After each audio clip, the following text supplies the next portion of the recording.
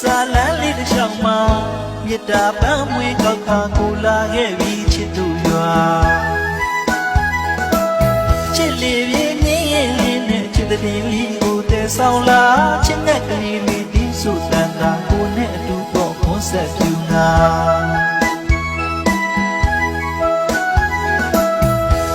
စာလန်းလေးတစ်ချောင်းမှာ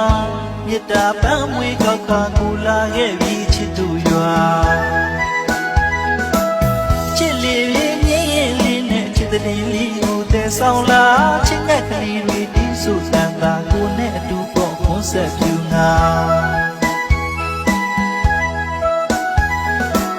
ဒီပဲလောက်ဝေးဒီကလေးတော့နေငါကျင်နာတော့ဘူးကလေးနဲ့သမှုရလက်ဆောင်ပေါင်းပြီးဘူးရာကျိုးနဲ့တော့မကြောက်လာလို့ရင်ခရီးမဝေးအနီးကလေးပေါ့ကွာညောရှာသူတကယ်မပန်းပေါ့ဟောမပါသူရွယ်မှန်းငါချင်းတဲ့ကလေးဒီစုတန်တာကိုနဲ့အတူပေါ့ခွန်ဆက်ပြူငါချင်းမူရာချောစုလေးနဲ့ချစ်တဲ့ပေးလိုက်ပါကိုလာခဲ့ပြီးချစ်သူရွာ